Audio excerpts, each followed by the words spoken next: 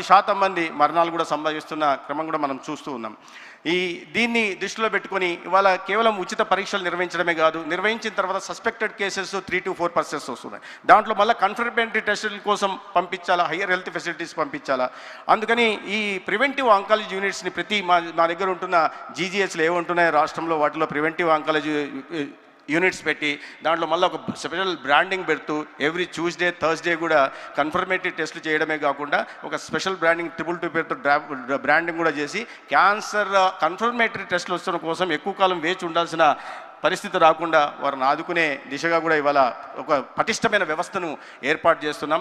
దాంట్లో భాగంగానే suspected cases వస్తున్నాయి, కన్ఫర్మేటరీ టెస్టులు చేస్తున్నాం. కానీ కన్ఫర్మేటరీ టెస్ట్ వచ్చిన తర్వాత దానికి నాణ్యమైన వైద్య చికిత్సను కూడా అందించాలంటే దానికి తగినట్లుగా హెల్త్ ఫెసిలిటీని కూడా డెవలప్ చేయాల్సిన అవసరం ఉంది. దాంట్లో భాగంగానే ప్రధానంగా 2017-18లో ఇక్కడ గౌరవనీయులు వెంకయ్యనాయుడు గారు కూడా ఉన్నారు. వారి చొరవతో కేంద్రంలో నరేంద్ర మోడీ గారు ప్రధానమంత్రిగా, రాష్ట్రంలో చంద్రబాబు నాయుడు గారు ముఖ్యమంత్రిగా ఉంటున్న నేపథ్యంలో క్యాన్సర్ చికిత్స రోగులకి మెరుగైన వైద్య చికిత్సలు అందించాలనే ఉద్దేశంతో ఒక స్టేట్ క్యాన్సర్ని మంజూరు చేయడం జరిగింది 120 కోట్లతో.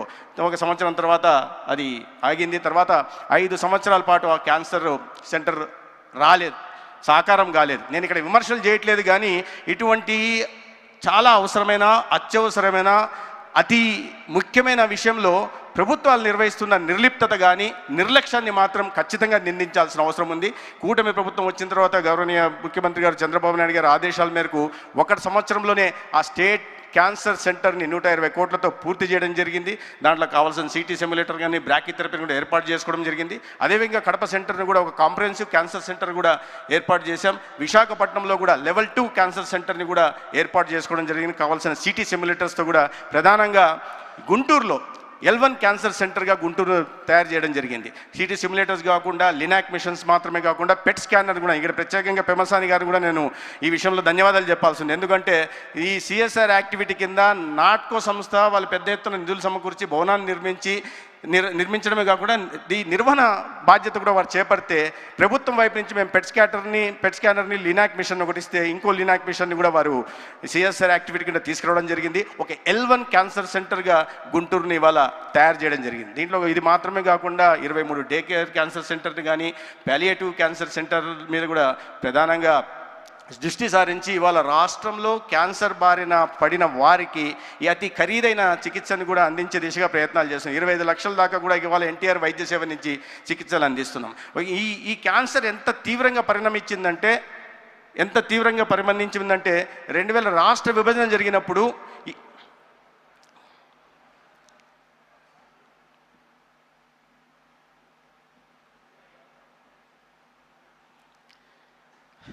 గౌరవనీయులైన ఆంధ్రప్రదేశ్ రాష్ట్ర ముఖ్యమంత్రి చంద్రబాబు నాయుడు గారు ఇచ్చేశారు. వారికి బసవతారకం ఇండో అమెరికన్ హాస్పిటల్ తరపున హృదయపూర్వక స్వాగతం నేను పలుకుతున్నాను.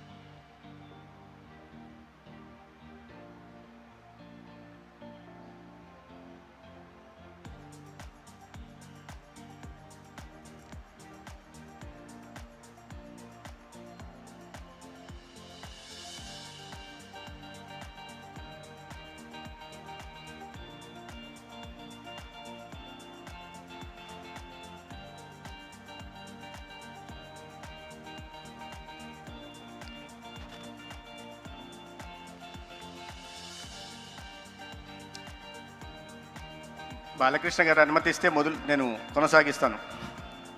Okay sir. ఆంధ్ర విభజన జరిగినప్పుడు క్యాన్సర్కి పేషెంట్లు 23,000 మంది కొత్తకి ఆనాడు చికిత్స అందిస్తుంటే దాంట్లో 99,80,00,000 ఆనాడు ఎన్టీఆర్ వైద్య సేవ ట్రస్ట్ కింద ఖర్చు పెట్టడం జరిగింది. అది కాస్త 6 ఏళ్ళు అయ్యేసరికి, అంటే 2020 సంవత్సరం వచ్చేసరికి ఆ బడ్జెట్ కాస్త 216 కోట్లకి వెళ్ళిపోయింది. ఇవాళ 2025-26 మొన్న మార్చి నాటికి ఈ 746 కోట్లకి క్యాన్సర్ పేషెంట్లకు అందిస్తున్న చికిత్స కోసం ఎన్టీఆర్ వైద్య సేవ ట్రస్ట్ కింద ఇవాళ ఆంధ్రప్రదేశ్లో కూటమి ప్రభుత్వం ఖర్చు పెట్టింది. అంటే దాదాపు 7.46 టైమ్స్ గత 12 సంవత్సరాల్లో క్యాన్సర్ కేసుల సంఖ్య పెరగడం, అదేవిధంగా దానికి అనుగుణంగా ఖర్చు పెట్టే దిశగా కూడా ప్రయత్నాలు జరుగుతుంటాయి. ఇవన్నీ ఇది సదా చెప్పుకోదగ్గ విషయాలు కాదు, ఎందుకంటే దురదృష్టకరమైన. అయితే దీనికోసం ప్రధానంగా దృష్టి పెట్టి ఇవాళ క్యాన్సర్ డిసీజ్